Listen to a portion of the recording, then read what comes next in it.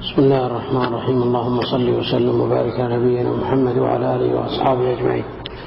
وبعد، فيقول الإمام المجدد محمد بن عبد الوهاب رحمه الله في القواعد الأربعة: فاعلم أن العبادة لا تسمى عبادة إلا مع التوحيد. تقدم الكلام أنك تعرف أن الله عز وجل خلقك لحكمة وأوجدك لغاية، وهي عبادته سبحانه وحده لا شريك له. قال: فاعلم أن العبادة لا تسمى عبادة إلا مع التوحيد. وهنا المصنف فرع ما سبق، ولهذا قال أتى بإعلم. وإعلم كما سبق لنا أنها يؤتى بها للاهتمام أو لفت الانتباه أو للإصغاء، أو أن ما يقال ينبغي التنبه له، ولهذا يعني جاءت في القرآن: اعلموا لتعلموا واعلموا، فتقدم الكلام عليها. فلهذا قال المصنف رحمه الله تعالى: فاعلم أن العبادة لا تسمى عبادة إلا مع التوحيد.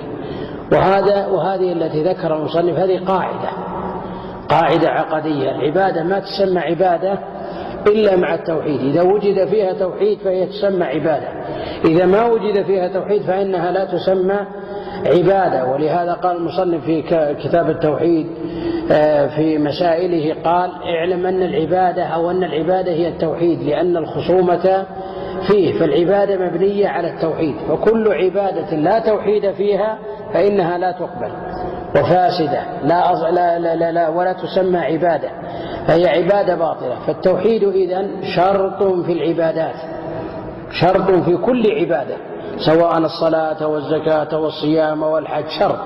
ومن شأن الشرط أن يتقدم على المشروط. يعني أنت متى تتوضأ للصلاة؟ قبل ولا بعد؟ قبل. لو أن الإنسان صلى وهو محدث ثم توضأ، هل ينفع ذلك؟ ما ينفع ذلك. فالذي يتعبد لله مثل هذا، مثل الذي يصلي بغير طهارة ثم يتوضأ، فإذا لا يقبل من العمل، فهو شرط لكل عبادة. فإذا عدم المشروط عدم الشرط، عدم المشروط، لأن الشرط ما يلزم من وجوده، ما يلزم من عدمه العدم، ما يلزم من عدمه العدم. فما ذكر المصنف هنا: اعلم أن العبادة لا تسمى عبادة إلا مع التوحيد، هي قاعدة أساسية وأصل أصيل يهدم به المرء ويعرف به دين الإسلام من دين الكفر، ويهدم به عبادات المشركين وخزعبلات الوثنيين. ولهذا هذه القاعدة مبنية على الكتاب والسنة، هذه القاعدة مبنية على الكتاب والسنة. فلهذا قال: العبادة لا تسمى عبادة إلا مع التوحيد. نظير هذه القاعدة قول المصنف في شروط الصلاة: والكافر عمله مردود ولو عمل أي عمل. والكافر عمله مردود ولو عمل أي عمل. يقول ابن قاسم: فصدور العبادة من غير توحيد لا يسمى عبادة.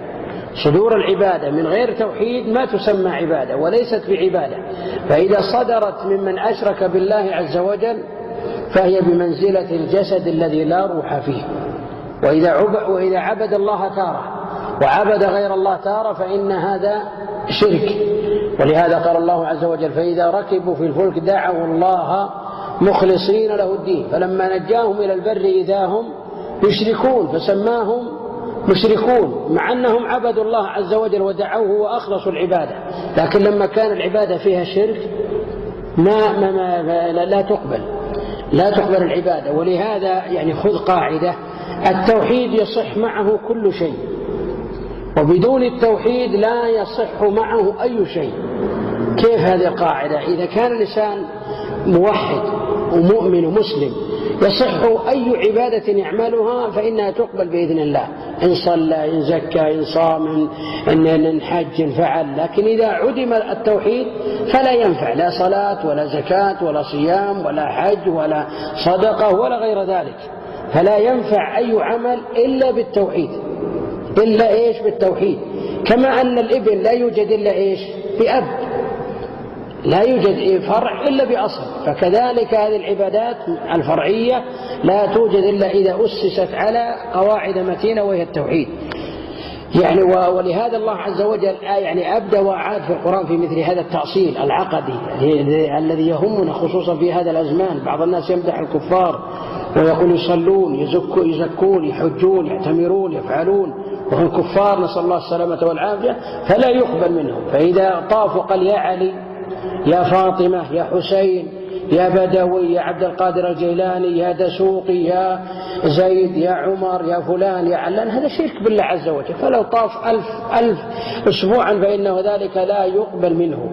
ولهذا الله عز وجل بين ذلك في قوله عز وجل ومن يبتغي غير الإسلام دينا فلن يقبل منه وهو في الآخرة من الخاسرين. فبين الله عز وجل في هذه الآية أن من عبد غير الله عز وجل بغير الإسلام فلن يقبل منه، لأن الله ما يرضى إلا الإسلام ولا يرضى لعباده الكفر. ولهذا قال الله عز وجل في موضع آخر إن الذين كفروا وماتوا وهم كفار فلن يقبل من أحدهم ملء الأرض ذهبا ولو افتدى به وأولئك لهم عذاب أليم وما لهم من ناصرين. وقال الله عز وجل وما منعهم أن تقبل منهم نفقاتهم. لاحظ أنهم ينفقون الآن هم ينفقون، وما منعهم أن تقبل منهم نفقاتهم إلا أنهم كفروا بالله وبرسوله. فدل على أنهم لو كانوا مؤمنين مسلمين قبلت منهم النفقة، لكن لما كانوا على الشرك ما قبلت منهم هذه النفقة. فلهذا وما منعهم أن تقبل منهم نفقاتهم إلا أنهم كفروا بالله. فالتوحيد والإسلام يصح معه أي عبادة يعملها الإنسان ويقبل منه. ولهذا قال الله عز وجل في موضع آخر ما كان للمشركين أن يعمروا مساجد الله شاهدين على أنفسهم بالكفر أولئك حبطت أعمالهم وفي النار هم خالدون. تلاحظ هنا ربنا عز وجل حكم عليهم بأربعة أشياء مع أنهم يبنون المساجد. بناية المساجد عبادة ولا غير عبادة؟ عبادة، كما في الصحيح من بنى لله مسجدا بنى الله له بيتا في الجنة. أما رواية عند الإمام أحمد كمفحص قطات فهذه الرواية لا تصح. من بنى لله مسجدا بنى الله له بيتا في الجنة. بناية المساجد وعمارتها وتهيئتها للمصلين من أحسن العبادات وأفضلها. فإذا قارن ذلك الشرك فإن ذلك لا يقبل. ومع ذلك قال الله عز وجل ما كان للمشركين أن يعمروا مساجد الله، سماهم مشركين. هذا حكم الأول، أن يعمروا مساجد الله شاهدين على أنفسهم بالكفر، هذا الحكم الثاني. أولئك حبطت أعمالهم، هذا الحكم الثالث. وفي النار هم خالدون، هذا الحكم الرابع، مع أنهم يعمرون المساجد. وقال الله عز وجل بعدها جعلتم سقاية الحاج وعمارة المسجد الحرام كمن آمن بالله واليوم الآخر. إذن العبادة ما تصح إلا بتوحيد. ولهذا قاعدة هذا الإمام اعلم أن العبادة لا تسمى عبادة إلا مع التوحيد، ما تسمى عبادة إلا مع التوحيد. ما يوجد توحيد لا تسمى عبادة، وإن كان ظاهرها العبادة وأنها من القربات التي جاء فضلها بالكتاب والسنة، لكن طالما أنها خالية من الأصل فهي لا تقبل. ولهذا ربنا عز وجل قال في حق الأنبياء عليهم الصلاة والسلام ولو أشركوا لحبط عنهم ما كانوا يعملون. وقال الله عز وجل في حق نبينا لئن أشركت ليحبطن عملك ولتكونن من الخاسرين بل الله فاعبد وكن من الشاكرين. هنا الأنبياء عليهم الصلاة والسلام لن يشركوا ولم يشركوا، عصمهم الله من الشرك الأكبر والأصغر. ولهذا هذا الذكر في القرآن إنما هو من توقع المحال، وإلا حاش نبينا وحاش الأنبياء أن يشركوا عليهم الصلاة والسلام، بل هم أئمة في العقيدة والتوحيد. مع ذلك قال لئن أشركت ليحبطن عملك ولو أشركوا لحبط عنهم ما كانوا يعملون.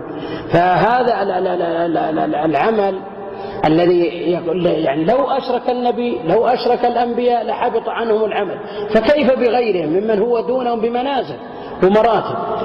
ثم يأتي يتساءل الإنسان حبطت أعمالهم، وقدمنا إلى ما عملوا من عمل فجعلناه هباء منثورا. ما الذي يحبط من العمل؟ الصالح ولا الطالح؟ الطالح من أصله مردود ومن أصله فاسد ومن أصله كاسد. إنسان ما يتقرب بالغنى ولا بالزنا ولا بالسرقة ولا بالإسبال ولا بسماع الغنى ولا غير ذلك، هذا من أصله فاسد.